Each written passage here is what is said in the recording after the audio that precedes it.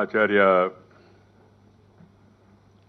కోనేరు రామకృష్ణరావు గారు రాష్ట్ర సాంస్కృతిక పర్యాటక శాఖ మాత్యులు, చిరకాల మిత్రులు శ్రీ ముత్తంశెట్టి శ్రీనివాసరావు గారు, ఆచార్య ఎం రామకృష్ణరావు గారు, గీతం ఛాన్సలర్ శ్రీ ఎం భరత్, గీతం అధ్యక్షులు ప్రొఫెసర్ ఎం గంగాధర్రావు, గీతం ఉపాధ్యక్షులు, ఈనాటి ఈ కార్యక్రమంలో పాల్గొంటున్న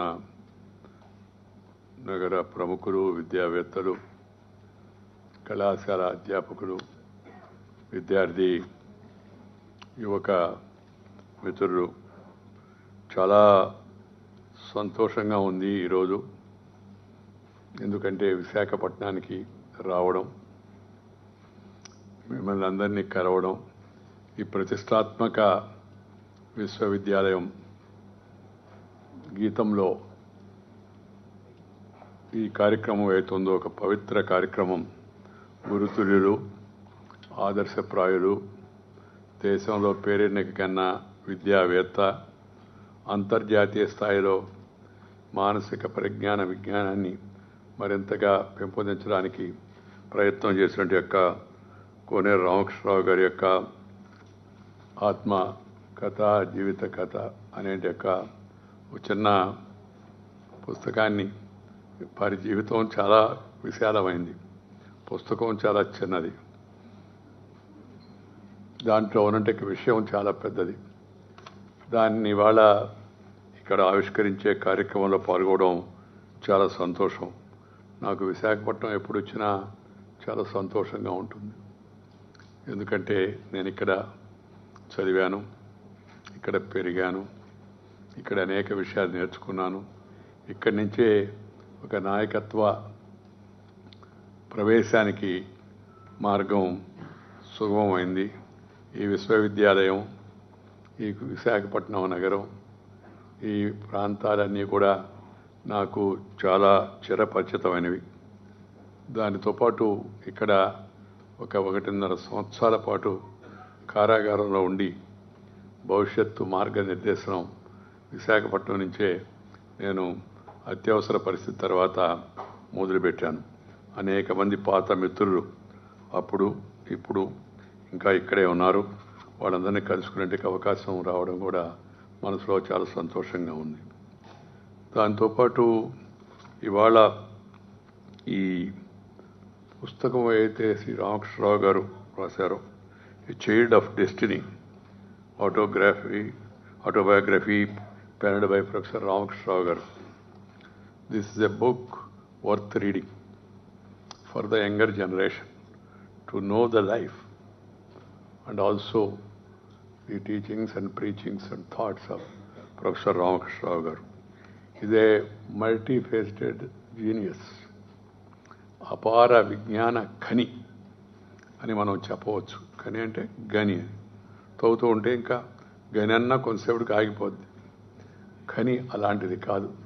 దాంట్లో ఖనిజాలు పేరెన్నిక కన్నా అంటే రచయితగా వారు గుర్తింపు పొందారు. కంప్లీషన్ రీసెర్చ్, అనేక విషయాలపైన ఆయన పరిశోధన చేశారు. అంటే సైంటిస్ట్ అంటే షెడ్ ఫాస్ట్ గాంధీయన్. ఈ రోజుల్లో, ఆ రోజుల నుంచి ఈ రోజు వరకు గాంధీ గారి యొక్క ఆలోచనలు, గాంధీ గారి యొక్క సిద్ధాంతాలను ప్రేరేపితమై వాటిని తన జీవితంలో ఆచరించే ప్రయత్నాలు చేస్తూ యువతరానికి అందించే ప్రయత్నం చేయడం చాలా సంతోషం. He has to credit manifold academic achievements and a plethora of awards, including the prestigious Padma Shri. He has authored as many as 20 books and 300 research papers. He has had a rewarding career and a fulfilling family life. He has witnessed life in all its kaleidoscopic academic splendor. Yet there remains in him an everlasting thirst to contribute to the academic shelves of the library. And above all, he is a great human being. మానవతావాది,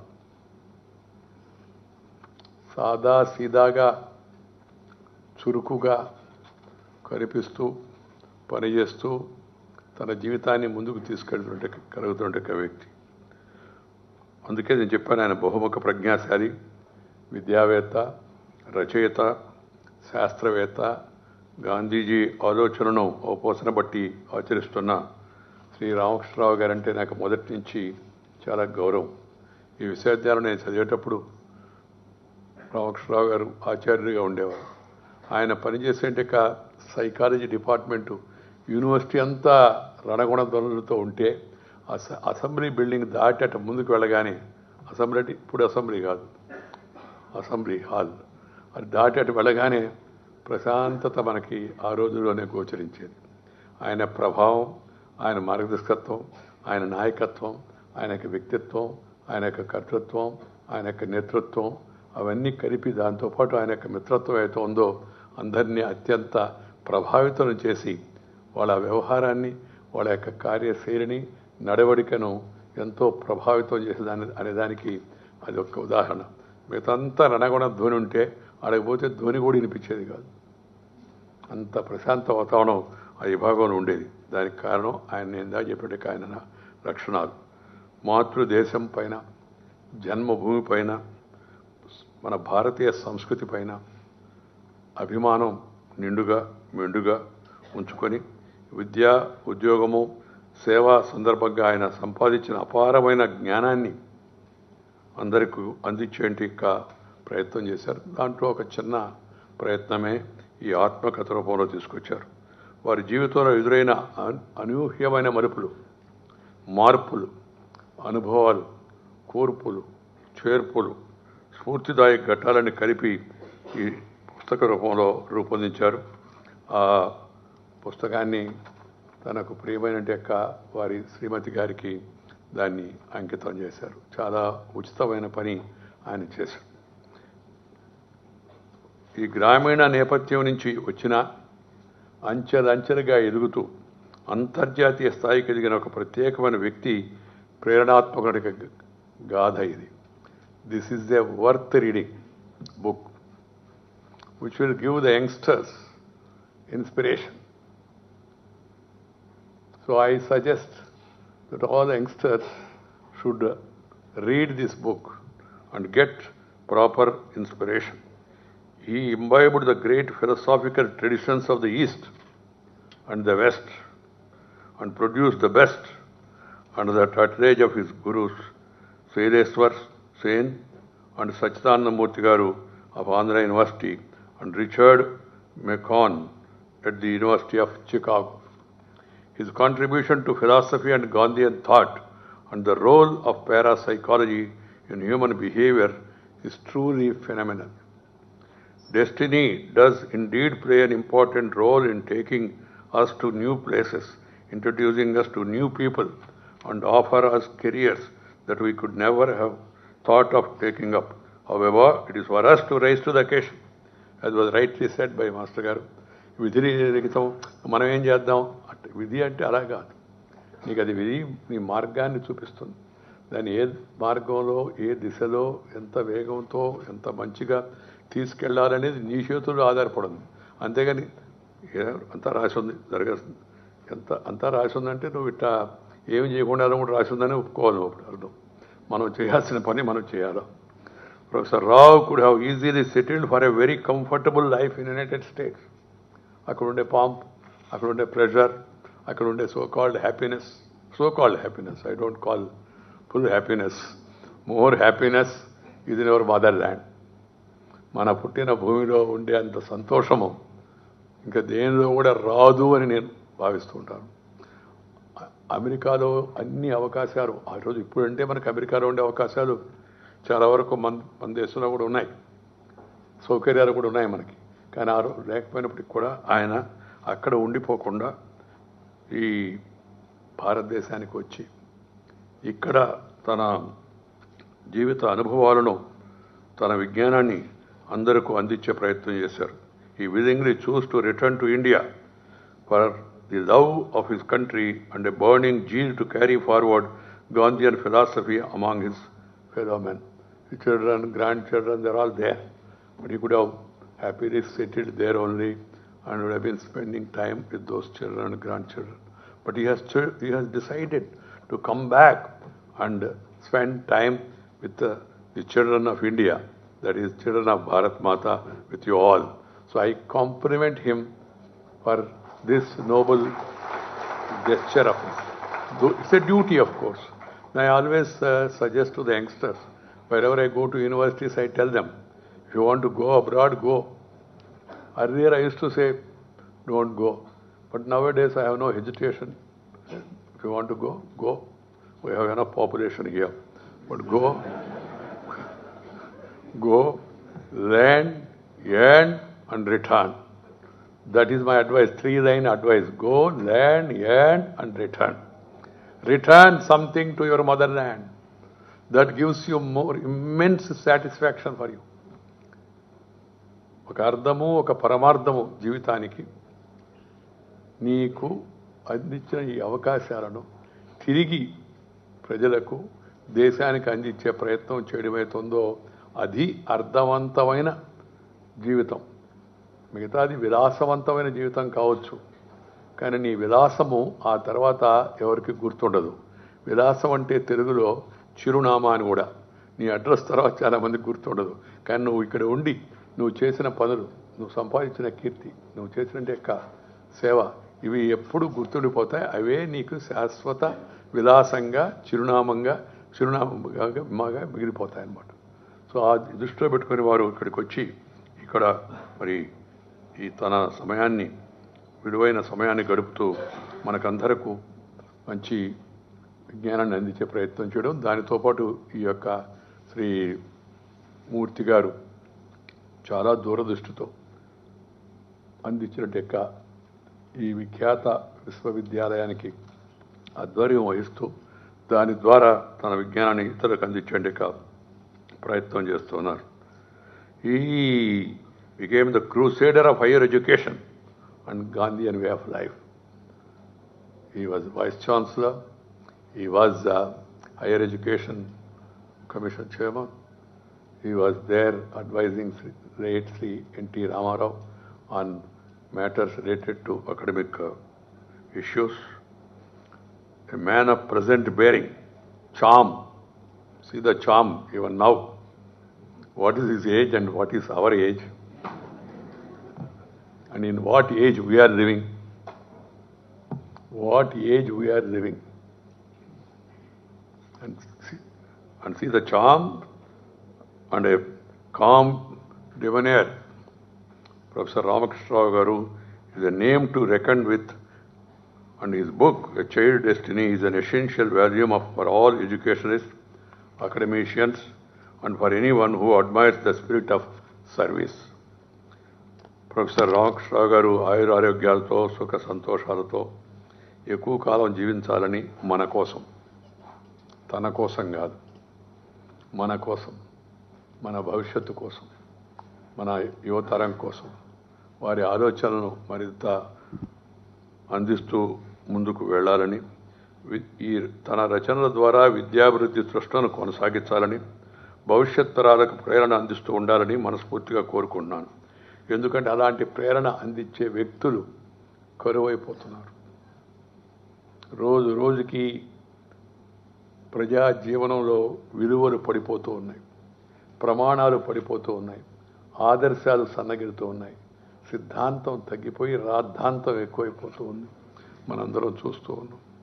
దేశంలో, రాష్ట్రంలో, అన్ని ప్రాంతాల్లో కూడా ఈ మార్పు చాలా వేగంగా ముందుకు వెళుతూ ఉంది. అందువలన ఇలాంటి వ్యక్తులు మన మధ్య ఉంటే కొంతన్నా మనకి చైతన్యము, కొంతన్నా మనకి స్ఫూర్తి కలిగేందుకు అవకాశం ఉంటుందని నేను భావిస్తున్నాను. ఈ వలసవాద పాలన నుంచి విముక్తులై 1947లో స్వాతంత్రం పొందిన నాటి నుంచి నేటి వరకు దేశంలో సామాజిక, ఆర్థిక, విద్యా, వైద్య రంగాల్లో అభివృద్ధి జరిగింది. జరగలేదని మనం చెప్పలేము.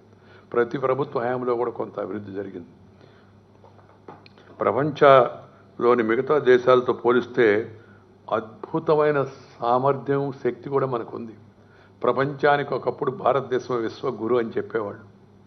ప్రపంచం యొక్క ఆదాయంలో 5వ వంతు ఆదాయం, 6వ వంతు ఆదాయం కేవలం భారతదేశం నుంచే వచ్చేదని మనకి చరిత్ర చెప్తూ ఉంది.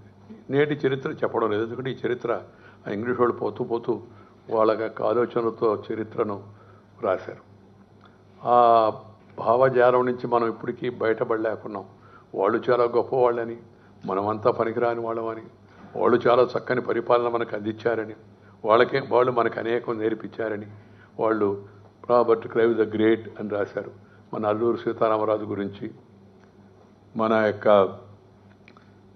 రాష్ట్రంలో దేశంలో ఉన్న అనేక ప్రముఖులు వాళ్ళ యొక్క జీవితాల గురించి, వాళ్ళ యొక్క ఆదర్శాల గురించి, మన గురజాడ వారి గురించి, మన కందుకూరి వీరేశలింగం పంతుల గురించి, మన రాజారాం మోహన్ రాయ్ గురించి, ఇంకా అనేక మంది పై నుంచి కింద వరకు సర్దార్ వల్లభాయ్ పటేల్ కావచ్చు, సుభాష్ చంద్రబోస్ కావచ్చు, రాజగురు కావచ్చు, సుఖదేవ్ కావచ్చు, ఝాన్సీ లక్ష్మీబాయి కావచ్చు, ఇంకా అనేక మంది వాళ్ళ యొక్క జీవితాల్లో వాళ్ళు చేసినట్టు కృషి త్యాగాలను మన చరిత్ర పొందుపరచకపోవడం చాలా దురదృష్టకరం. అందుకని నేను చెప్తూ ఉంటాను, there is every need to revisit the Indian history and present the real history to the people.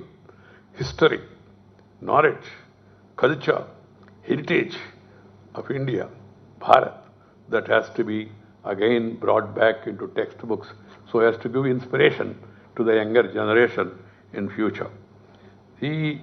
ఇంత ఉన్నా ఇంకా ఎంతో ముందుకు వెళ్లాల్సిన దేశం ఎందుకు వెళ్ళలేకపోయింది?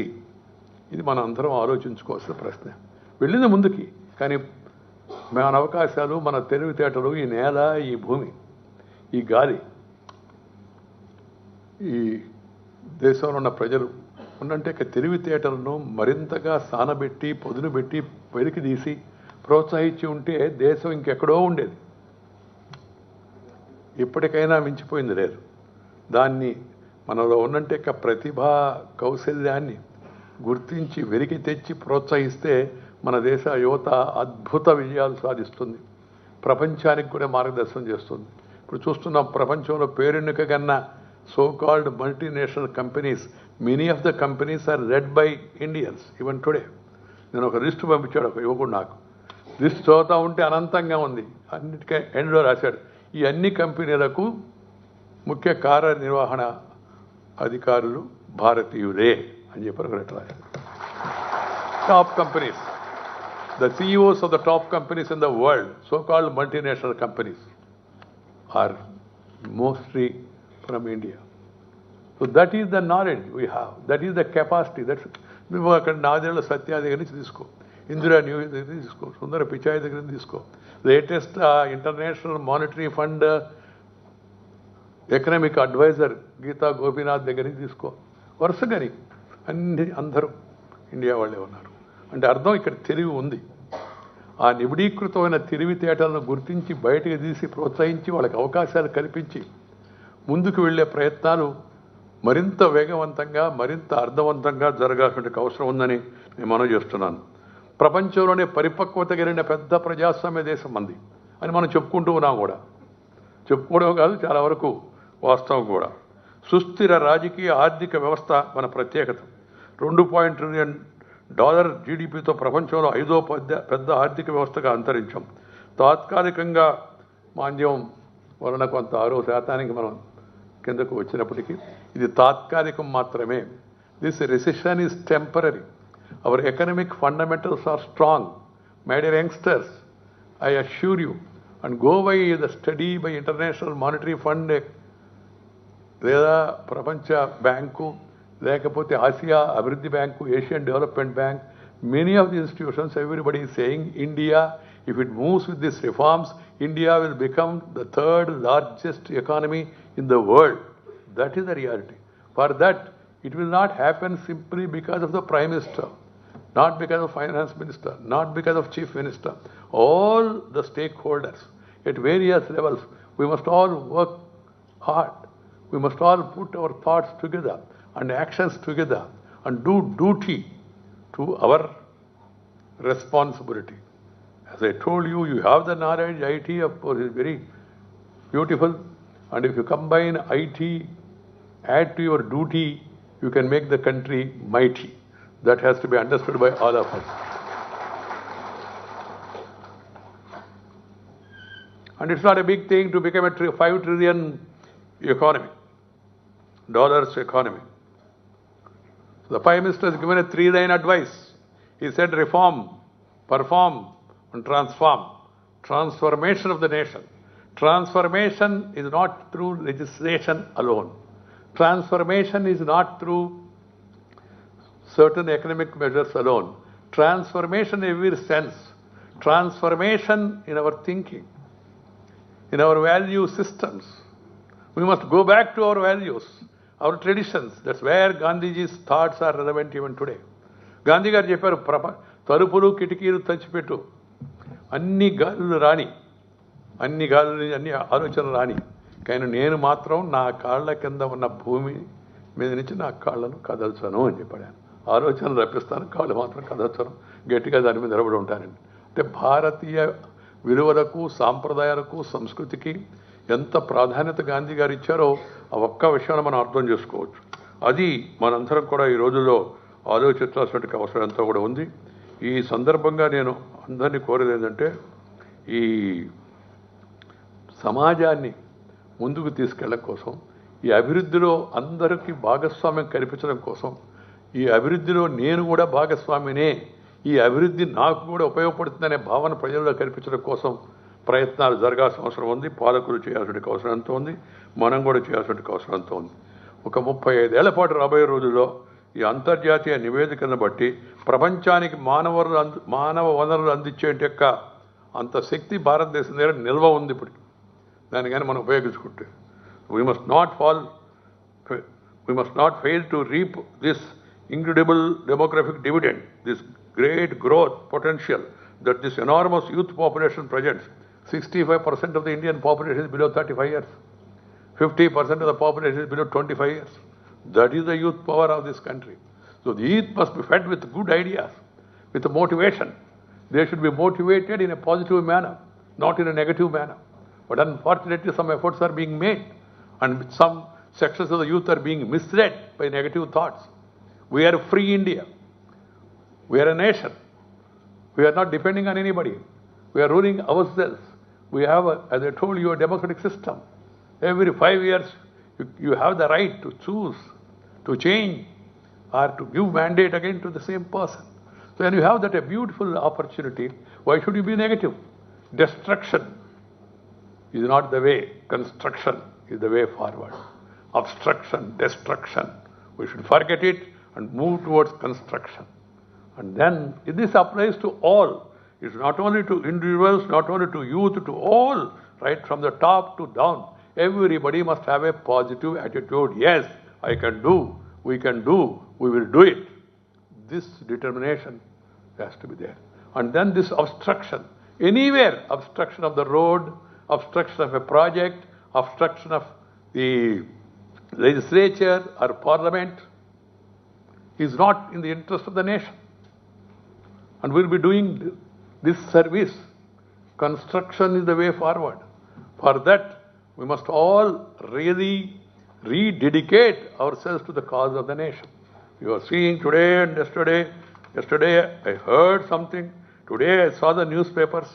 When I saw the newspapers today, as the chairman of the upper house, as a person in public life for more than around 50 years, I feel saddened, deeply disturbed, perturbed about what is happening in certain legislatures in the country. What has happened yesterday in the Parliament of India. And I read that, I feel depressed. And heading, one of the reading newspaper heading is inside, the members almost came to blows. Members of Parliament. What is happening? So this is not to criticize this party or that party. This is not to criticize this state or that state. And if you see the language that's being spoken by politicians against each other, thinking as if they are enemies, we should remember that we are not enemies. We are rivals, not enemies. మనం ప్రత్యర్థులమే కానీ శత్రువులం కాదు అనేటి మౌలిక సత్యాన్ని అందరూ గుర్తుపెట్టుకోవాల్సిన అవసరం ఎంతో ఉంది. పార్టీలు వేరు కావచ్చు, విధానాలు వేరు కావచ్చు, సిద్ధాంతాలు వేరు కావచ్చు, కానీ మనం అందరం భారతీయులమే. మన వేషం వేరు కావచ్చు, మన భాష వేరు కావచ్చు, వేషం భాష వేరైనా మనమంతా భారతీయులమే. మనందరం కూడా ఎవరికి నచ్చిన విధానంలో వాళ్ళు ప్రయత్నం చేస్తున్నాం దేశాన్ని, రాష్ట్రాన్ని, మన ప్రాంతాలను ముందుకు తీసుకెళ్ళడానికి. ఇలాంటి యొక్క స్ఫూర్తితో ముందుకు వెళ్ళాలి. ఈ దేశంలో పార్లమెంట్లో, శాసనసభల్లో మహామహులు, great parliamentarians in parliament.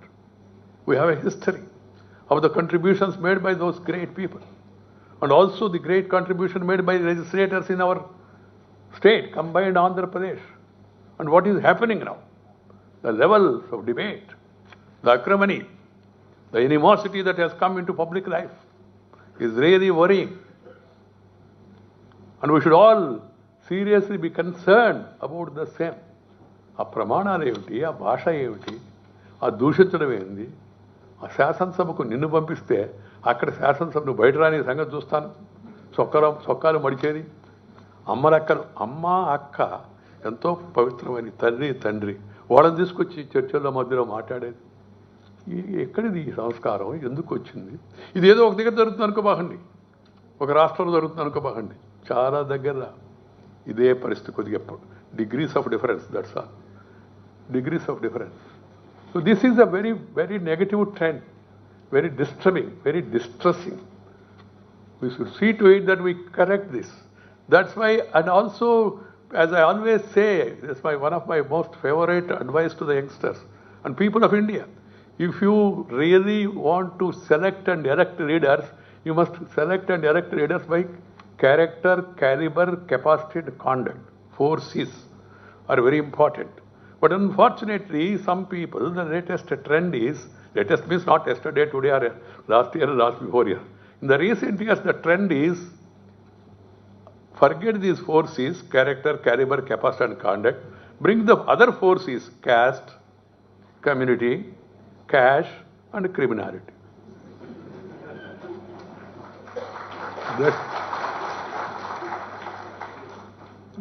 We should really think about this. Hiren Mukherjee,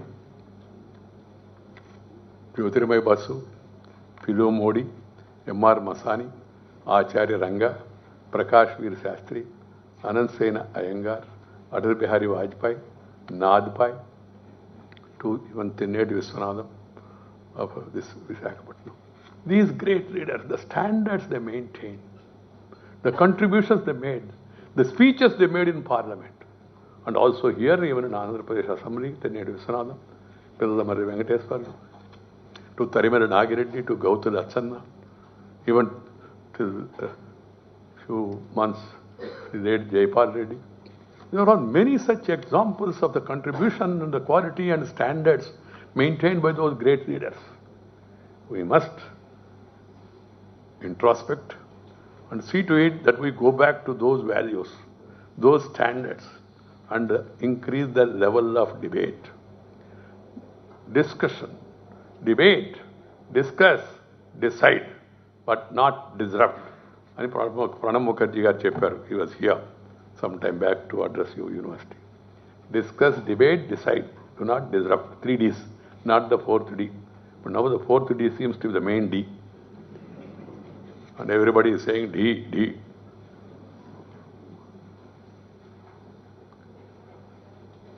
And there, in a democracy, there will be difference of opinion. Bound to be difference of opinion. Otherwise, why there are different parties? You differ, no problem. But you offer alternative idea. And then you discuss it. That's why I suggest to parliamentarians also, now that I have the responsibility of being presiding over the upper house, the so-called elders' house, elders. And something happens in elders' house, I am more disturbed. Because elders' house, house of elders. Whenever something happens unsavory and somebody goes to the well, I look to the gathering. Children, college students, immediately I turn down my eyes. Because I don't want to see their face and then face them also. సిగ్గుతో తల వంచుకోవాల్సిన పరిస్థితి వస్తుంది అప్పుడప్పుడు జరుగుతున్న పరిస్థితులను చూస్తే.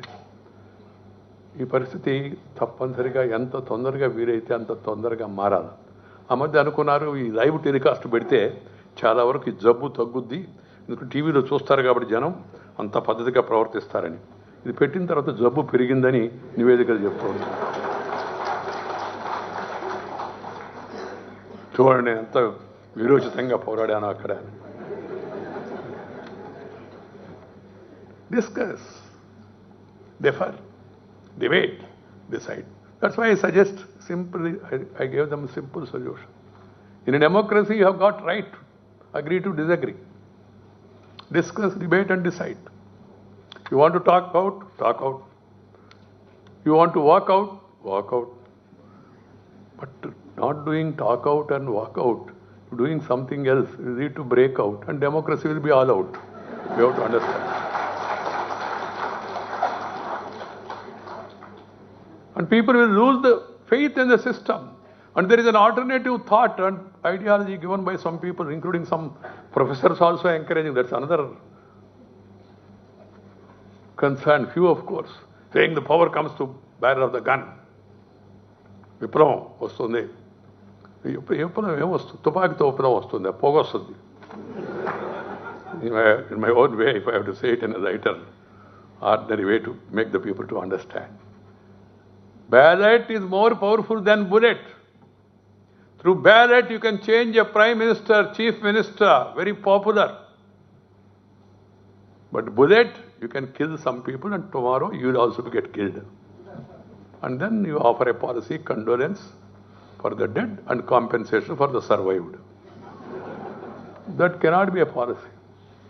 That cannot be. That's why I say, let the government propose. Let the opposition oppose and let the house dispose.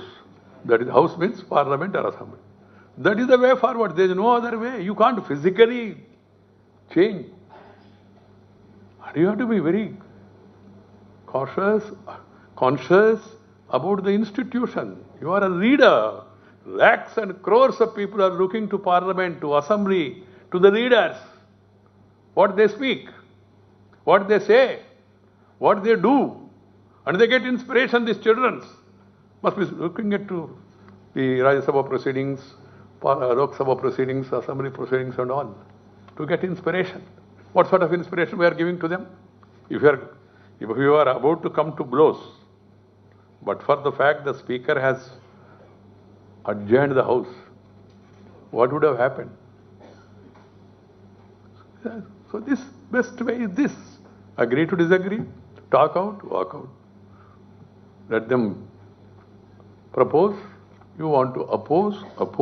Let the house dispose. In a democracy, mandate of the people. The numbers also are equally important, and you have to respect it in whatever manner it is. And wait for your turn. Some people complain, sir, there is no tolerance in the country. Yes. Now there is a growing intolerance towards the mandate of the people. ప్రజల తీర్పుని 5 ఏళ్ల పాటు భరించాలి బాబు. నేను 50 ఏళ్ళు రాజకీయంలో ఉంటే, ప్రజా జీవనంలో చిన్నప్పటి నుంచి సుమారు దాంట్లో ఒక 40 ఏళ్ళు ప్రతిపక్షంలోనే కూర్చోండి. పోటీ చేసిన ప్రతిసారి ఓడిపోవడమే, మళ్ళా మొదలుపెట్టాం. ఈ విశాఖపట్నంలో చాలాసార్లు నేను ప్రచారం చేస్తూ ఉండి తిరుగుతూ ఉండే. 80లో గుర్తొస్తుంది నాకు. ఈ ఊరిలో 48 రోజులు ఉన్నా నేను కార్పొరేషన్ ఎలక్షన్లో. పార్టీ గురించి రాయడానికి గోడల మీద రాసి, జెండాలు పట్టి, మైక్ పట్టుకొని అరిసి తంటాడు పడి. నేను చేరినప్పుడు రాజకీయంలో చాలామంది చెప్పారు, ఇదేందయ్యా ఆ పార్టీలో చేరేవా అన్నాడు పెద్ద ఆయన. ఏమయ్యా అన్న, అది చదువుకున్నాడు పార్టీ రాబోయా, దేశంలో ఎక్కువ మంది చదువుకోలేదన్నాడు. మా నెల్లూరు భాషలో చదువుకున్నాడు పార్టీ, అది ఎక్కువ మంది చదువుకోలేదురా దేశంలో, అందుకని ఎప్పుడు గెలవదని. ఆ తర్వాత మళ్ళా ఇది టౌన్ వాళ్ళ పార్టీ రా అన్నాడు. ఈ దేశంలో గ్రామాలు ఎక్కువరా, ఇది ఎప్పుడు గెలవదా అన్నాడు. ఒక్కొక్కరు ముందుకెళ్ళి ఆయన భాషలో ఇప్పుడైతే మనం తొగ్గు వేసుకొని మన ఆ సంఘాలంతా ఖండించాయి. ఇది బ్రాహ్మణులు, వైశ్యులు, వ్యాపారస్తులు వాళ్ళ పార్టీరా అన్నాడు. గమ్ముగా అన్న పెద్ద ఆయన కదా అని. ఆఖరిని ఇంకో మాట చెప్పాడు, ఒరే అబ్బాయ అది శాఖాహారుల పార్టీరా, మేము దాంట్లో చేరుతున్నామేంటి. పెద్ద ఆయన, మా పెద్ద మంత్రి, మంచివాడు కూడా ఆ రోజు ఆయన. అక్కడి నుంచి తంటాలు పడి పడి పడి పడి అక్కడ దాకా చేరుకున్నప్పుడు, అక్కడ దాకా వేరే నేపథ్యమే లేదు, వేరే నేపథ్యం ఏమీ లేదు. పథ్యం ఉండి పద్ధతి పాటించబట్టి అక్కడ దాకా చేరుకు. మా ఇంట్లో ఎవరు రాజకీయాల్లో లేరు, వాళ్ళ ప్రోత్సాహం లేదు, నాకు ఉత్సాహం మాత్రం ఉండింది. నేను నమ్మిన సిద్ధాంతంలో దాని ప్రకారం ఉంటే ఇక్కడికి వచ్చాను. మామూలు చదువుకున్నాను నేను, కాన్వెంట్ మొహం కూడా చూడలే, వీధి బళ్ళే చదువుకున్నాను. అని ఇది ఇప్పుడు కొత్తగా దాకా శివరామకృష్ణ గారు మాడుతుంటే నాకు మనసులో సంతోషం వేసింది. ఆయన వీలైనంత వరకు ఇతర భాషా పదాలు లేకుండా మాతృభాషలోనే మాట్లాడారు. వైస్ ఛాన్సలర్, ఉపకులపతి ఎంతమంది మాడగలుగుతున్నారు? మాస్టర్ కూడా తెలుగు చాలా మాట్లాడాను. నేను తెలుగులో మాడలేకున్నాం. నేను ఇందాక ఎక్కడేదో మాడుతా మా మిత్రులు ఇంటికాడ కబురు, పాత మిత్రులందరం కలిసి కూర్చొని కబుర్లు చెప్పుకొని మంచిగా భోంచేసి విశాఖపట్నానికి వస్తే ఒక మంచి అడ్వాంటేజ్, మంచి భోజనం పెట్టేవాడు ఉన్నారు ఇక్కడ. మంచి భోజనం అంటే 5 స్టార్ భోజనం కాదు, ఆ 5 స్టార్ బాగా స్టార్గా ఉంటుంది, లోపల ఏముండదు. ప్రేమతో అభిమానంతో మన నాటుకోడి పులుసు లాంటి మన ఇళ్లతో చేసుకునేట పులుసులతో అనుకుంటే మాడుతూ నేను ఏదో పాత రోజు గురించి చెప్తా.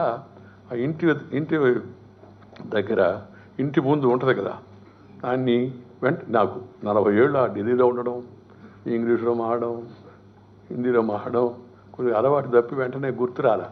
అదేందయ్యా, అది మనం గచ్చుది ఉంది కదా అంటే నా పక్కన మిత్రుడు అందించాడు, అరుగు అని. ఈ జీవిత పరుగులో మరుగును పడిపోయింది. అందుకని నేను అందరికీ చెప్తూ ఉన్నా, బాబు మాతృభాషలో చదువుకోండి. మాతృభాషలో చదువుకుంటే ఇతర భాషలకు విరుద్ధమా? కాదు. ఇంగ్లీషు చదువుకోవడం కూడా అవసరం. ఎందుకంటే ప్రపంచం అంతా ఇప్పుడు ఓపెన్ అప్ అయిపోయింది. The world is open today. So you can't live in isolation and have consolation. But ముందు అందుకని చెప్తాను, మాతృభాష కళ్ళ లాంటిది, పరాయి భాష కళ్ళద్దాలు లాంటిది. కళ్ళుంటే కళ్ళద్దాలు కనపడతాయి. లేవనుకో, రెబాన్ గ్లాస్ వేసుకున్నా జుబాన్ నుంచి మాట బయట. జుబాన్ అంటే నాలుక, నేర్చుకోవాలి. అది చాలా అవసరం. అలా అని ఇతర భాషలకు కించపరచకూడదు. వాటి సమాజంలో కూడా ఉంది, నేను కాదన్ను. ఇంగ్లీష్ నేర్చుకోవాలనే తపన, ఎందుకంటే ఇంగ్లీష్ నేర్చుకుంటే పైకి పోతామని. ఆ మధ్య ఒకసారి ఒక ఆయన అన్నాడు, సార్ పైకి పోవడానికి అంతకన్నా మార్గం లేదని. నేను అన్నాను, నేను దేవుడితో మాడాను, ఆయన అదేమి కండిషన్ పెట్టలేదు, ఏ భాష వాడైనా రావచ్చు, వాడు ఎక్స్పైరీ టైం అయిన తర్వాత వచ్చేయచ్చు అని చెప్పాడు కదా. అది కాదు సార్, మీరు అట్ట మాడతాడు సార్, పైకి పోవాలంటే పై స్థాయికి. మరి ఏ మీడియాలో చదువుకున్నాడు రామకృష్ణ గారు చిన్నప్పుడు? ఏ మీడియాలో చదువుకున్నాడు మన రాష్ట్రపతి రామ్నాథ్ కోవింద్ గారు? ఏ మీడియాలో చదువుకున్నాడు దేశ ప్రధానమంత్రి, శక్తివంతమైన ప్రధానమంత్రి, ప్రపంచం గుర్తిస్తుందని చెప్పుకునే అంటే నరేంద్ర మోడీ గారి కాన్వెంట్ కూడా చూడలే. మేము చూసాం, పోలా అని అది కూడా చూడలే. అప్పుడు చూసే పరిస్థితి లేదు పాపం. ఏమిడి చదువుకున్నాం వెంకయ్య నాయుడు ఇవాళ ఈ దేశంలో గ్రామీణ ప్రాంతాల్లో పుట్టి వరుసగా అంచెలన్నీ స్థాయికి పోయి భారతదేశానికి ఉపరాష్ట్రపతి అయ్యాడు. అందువల్ల అది అలాంటి భ్రమ పెట్టుకోకూడదు. బట్ నేను అన్నట్టుగా పోటీ ప్రపంచంలో వీరెన్ని ఎక్కువ భాషలు నేర్చుకోవాలి. పునాదులు మన భాషలో ఉండాలి. ఆ తర్వాత ఇతర భాషలు కూడా నేర్చుకుంటూ ముందుకు వెళ్ళాలి. దానికోసం ప్రయత్నం చేయాలి. ఈ ప్రయత్నం అంతేకాని దాన్ని ఏదో రాజకీయంతో ముడిపెట్టకూడదు. వాళ్ళు చెప్తున్నారు కాబట్టి మన వ్యతిరేకం, లేదా మనకు వ్యతిరేకం ఏదో వాళ్ళు చెప్తున్నారేమో అట్లా అనుకోవాల్సిన అవసరం లేదు. జీవిత సారం. నాకు భాష ప్రాణం లాంటిది. ఎందుకంటే భాష భావన రెండు ముందుకెళ్తాయి. అది భారతీయ భాషలను ప్రోత్సహించాల్సిన కర్తవ్యం మన ప్రభుత్వాల పైన ఉంది, కేంద్ర ప్రభుత్వం కానీ రాష్ట్ర ప్రభుత్వం కానీ. అలాగే విద్యా సంస్థలు కూడా మన విద్యతో పాటు వినయాన్ని, విద్యతో పాటు సంస్కారాన్ని బోధించాలి. పిల్లలు చెప్పాలంతా చెప్తే పిల్లలు. నేను మొన్న ఈ బెంగళూరు కాదు, హుబ్లీలో ఒక ఆయన దేశపాండే ఆయన అమెరికాలో ఉంటూ బోస్టన్లో ఆయన వాళ్ళ ఆవిడ ఈ నారాయణమూర్తి గారు ఉన్నారు కదా, వాళ్ళ ఆవిడ అక్క చెల్లెళ్ళు, ఆయన ఇక్కడికి వచ్చి పెద్ద 40 కోట్ల రూపాయలతో ఒక వాలంటరీ ఆర్గనైజేషన్ పెట్టి సేవ చేస్తున్నాడు. ఆ పిల్లలు మాడుతుంటే చిన్నప్పుడు అంతా నేను పోగానే అందరూ లేచి పిల్లలు, చిన్న పిల్లలు 1వ తరగతి 2వ తరగతి, గుడ్ మార్నింగ్ సార్ అన్నాడు. నేను గమ్ముకున్నాను. తర్వాత చెప్పేవాళ్ళకి, అమ్మా గుడ్ మార్నింగ్ అంటే కొద్దిసేపు తర్వాత గుడ్ ఆఫ్టర్నూన్ అనాదా, ఆ తర్వాత కొద్దిసేపు గుడ్ ఈవినింగ్ అనాదా, ఆ తర్వాత కొద్దిసేపటికి గుడ్ నైట్ అనాదా. అది గుడ్ నైటో బ్యాడ్ నైటో నీకు జరగదు నాకు జరగదు. అందుకని మార్గం ఒకటే, నమస్తే అని చెప్పు. ఉదయం మధ్యాహ్నం సాయంత్రం అప్పుడు ఎప్పుడు నమస్కారం. ఈ నమస్కారం మన సంస్కారం అని చెప్పాను. ఆ పిల్లలు ఎంతో సంతోషపడిపోయారు, చెప్పలేమన్నమాట. అలాగే సార్ మేము తప్పనిసరిగా ప్రయత్నం చేస్తామని చెప్పాను. ఎందుకంటే మన కట్టు, మన బొట్టు, మన మాట, మన ఆట, మన పాట, మన భాష, మన యాస, మన గోస, ఆఖరికి మన తిట్టు కూడా అది ఎంత సుందరంగా ఉంటుందో. పనికి మాలిన విధవ అంటారు, అదే ఇంగ్లీషులో చెప్పామనుకోండి వినాలంటే కొద్దిగా కష్టంగా ఉంటుంది. ఆ నేటివిటీ, దాన్ని ఆస్వాదించడం చాలా సంతోషకరమైన విషయం. ఈ కొత్త కరికులం ఏదైతే కేంద్ర ప్రభుత్వం ఇప్పుడు కస్తూరి రంగన్ కమిటీని పెట్టిందో, దాంట్లో చరిత్ర పైన, సంస్కృతి పైన, మన సాంప్రదాయాలపైన, మన విలువలపైన దృష్టి ఎక్కువ పెట్టాలి. కొత్త విద్యా విధానం తీసుకురావాలి. మన మంత్రి అవంతి శ్రీనివాస్ గారు కూడా విద్యారంగంలో పనిచేస్తూ ఉన్నాడు కదా. అందుకని ఈ new emerging trends, new opportunities, new టెక్నాలజీస్ను బోధిస్తూనే అసలు పరిపక్వమైన మన భారతీయ సాంప్రదాయాన్ని కూడా మన పిల్లలకు మనం తెలియజెప్పాల్సిన అవసరం ఎంతో కూడా ఉంది. ఈ methods of instruction, leveraging the endless possibilities of information technology. ఈ ఇన్ఫర్మేషన్ ఎంత వేగంగా ముందుకు వెళుతోందో. But remember, information with confirmation is more than an ammunition. Information with confirmation is more than an ammunition. So అందుకని ఆ ఇచ్చే సమాచారము సరైనది అయి ఉండాలి, వాస్తవంతో కూడుకున్నదై ఉండాలి. అందుకని మన విద్యా వ్యవస్థలో గణనీయమైన మార్పులు రావాల్సిన తక్షణ అవసరం ఉంది. మన చరిత్ర, మన సంస్కృతి, మన సాంప్రదాయాలు బోధించడంతో పాటు విలువలతో కూడిన విద్యను రేపటి భవిష్యత్ తరాలకు అందించాల్సిన అవసరం ఉంది. ఇలాంటి విద్యా విధానం ద్వారానే విద్యార్థుల సానుకూల దృక్పథం, పాజిటివ్నెస్, దేశభక్తి అంటే ఏది చర్చ జరుగుతుంది. ఇప్పుడు ఇన్ని సంవత్సరాల తర్వాత ఇంకా దేశభక్తి ఏందని మనకు చాలామందికి అనుమానం. దేశభక్తి అంటే భారత మాత ఫోటోకి దండం పెట్టి భారత మాతకి జై అంటే జై అయిపోదు. 130 కోట్ల మందికి జయహో. ఇది భారతదేశంలో 130 కోట్ల మందికి జయహో. వాళ్ళు ముస్లింలు కావచ్చు, క్రైస్తవులు కావచ్చు, హిందువులు కావచ్చు, ఫార్వర్డ్ కావచ్చు, బ్యాక్వర్డ్ కావచ్చు, అందరికీ జయమొగ్గాక. జయం ఎట్టవుతుంది? వాళ్ళకి మేలు చేస్తే అవుతుంది. వాళ్ళందరినీ శ్రద్ధగా చూసుకోవాల్సిన అవసరం ఉంది. వాస్తవాలు తెలుసుకోవాలా, చరిత్రను తెలుసుకోవాలా, భారతీయులను మనం గౌరవించుకోవాలా. భారతీయుల్లో ఎవరిని తక్కువ ఎక్కువతో చూడకూడదు, మైనారిటీ మెజారిటీ అని విభజించకూడదు. ఒక్కసారి 1947 స్వతంత్ర అనంతరం ఎవరైతే పాకిస్తాన్కు వెళ్లకుండా భారతదేశంలో ఉండిపోయారో వాళ్ళందరూ భారతీయులే. Irrespective of caste, creed, sex, religion and region, India is one. ఈ విషయాన్ని మనం గుర్తుపెట్టుకోవాలి. There should not be any discrimination. I am the chairman of the Rajya Sabha. I was just watching in the recent past, of course, I refrained from making comment about the CAA. What is CAA? CAA do not discriminate Indian citizens. భారతీయులు పౌరులు ఎవరి పట్ల వివక్షత లేదు, అందరికీ ఒకటే.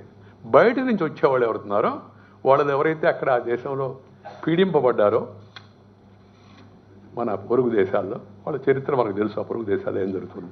అవి మతరాజ్యాలు. మంది మతాలకు అతీతమైన సర్వధర్మ సమభావన కలిగిన రాజ్యం.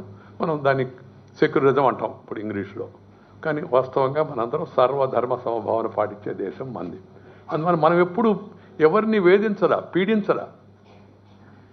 చూడండి మీరు, నేను చెప్పాను కదా, 5% జీడిపి మంది, తర్వాత ప్రపంచానికి విశ్వగురు, నేను ఖగోళ శాస్త్రం ఉండింది మనకి, ఆర్యభట్టుడు, భాస్కరాచార్య, చాలా విషయాలు చెప్తున్నారు. కానీ ఎప్పుడు మన దేశం ఎవరిపైన దండయాత్ర చేయలేం. దండయాత్ర చేసే మనస్తత్వం మంది కాదు. We never have the expansionist ideas. We don't believe in colonialism. We believe in వసుదైక కుటుంబకం. సర్వే జన సుఖిన భవంతు. కలిసి జీవిద్దాం, కలిసి ముందుకు సాగుదాం. Share and care is the core of Indian philosophy. I am trying to talk about philosophy before a philosophy professor. Fair and care is the core of Indian philosophy. So we don't. But they are doing it. So when our people, originally who are Indians, if they are discriminated, it is our duty to take care of them. This has been what...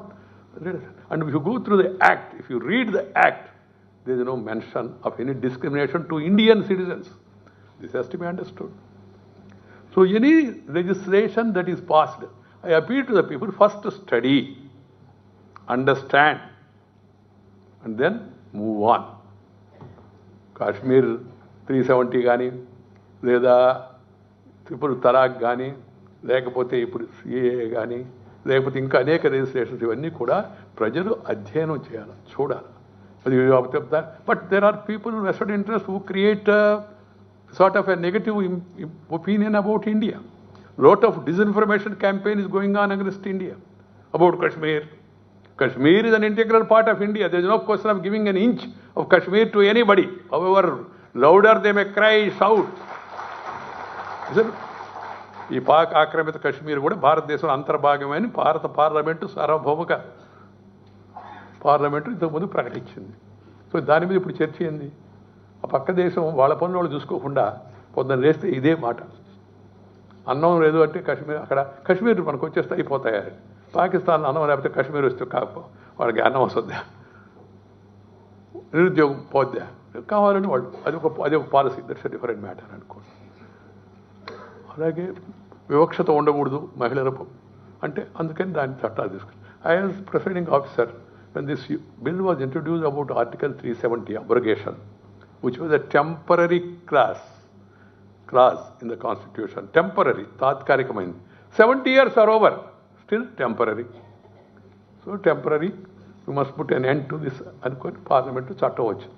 నేను అనుకున్నాను వీళ్ళకి ఈ ప్రభుత్వం వాళ్ళకి ఏమైంది, రాజ్యసభలో majority లేదు, ఇక్కడ పెడుతున్నారు ఏంది అనుకున్నాను నేను. రాజ్యసభలో చర్చ జరిగింది. చర్చ జరిగిన తర్వాత ఫైనల్గా పార్లమెంటు రాజ్యసభ 2/300 మెజార్టీతో దాన్ని ఆమోదించింది. ఇప్పుడు కొన్ని దేశాల వాళ్ళు మన అంతర్గత విషయాలపైన వ్యాఖ్యానిస్తారు, పార్లమెంట్ చేసిన చట్టం సరైందా కాదని. Otherwise that has provoked me to make a statement on the floor of the house. And I would like to reiterate, no country has any business to interfere in India's internal affairs. We are capable to decide and move on. Yes, మన దేశంలో difference ఉంటాయి, తప్పే ఉంది. Protest చేసి ప్రజాస్వామ్యంలో protest చేసే హక్కు ఉంది అందరికి. డిసగ్రీ హక్కు ఉంది. Agreed. Dissent agreed. But disintegration not agreed. Simple. This has to be understood by all. అందుకని ఈ దేశభక్తి అంటే దేశంలో ఉన్న ప్రజలందరి పట్ల వివక్షత లేనట్టే ప్రేమ, అభిమానం, ప్రకృతిని కాపాడుకోవడం, ప్రకృతితో కలిసి జీవించు, ప్రకృతిని రక్షించు, అది నేను రక్షిస్తుంది. Love and live the nation. So in the future all of us we have to respect the nature, culture together for better future. For our better future we must live with the nature. This is another advice of mine to you all students. And also discipline, hard work, dedication will take you to further heights. So all of us should really move in that direction. And also we must also develop scientific temper in our children, technology upgradation for our children, and also practicing Indian arts, Indian music, Indian dance, all these things that will keep you very happy all the time. If you really develop your children also.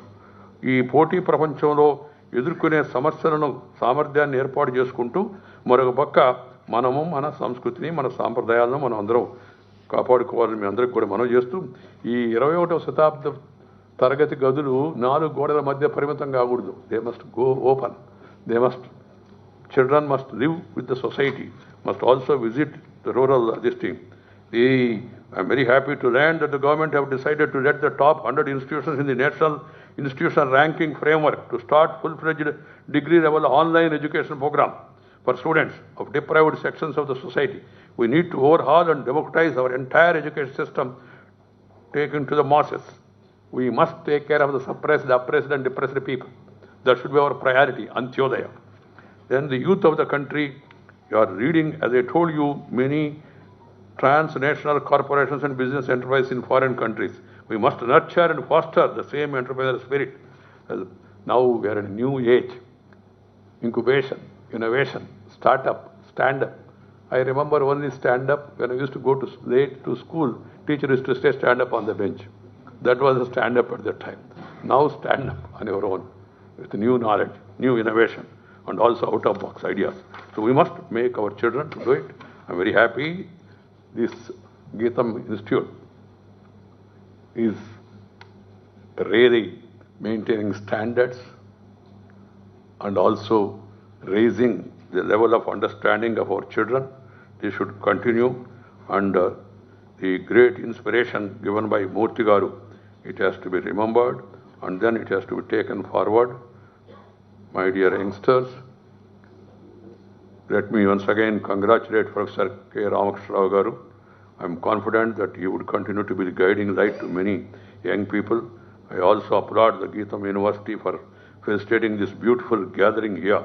I wish this university, its teachers, staff and students all the very best in their future endeavors. Thank you very much. Namaskar. Jai Hind.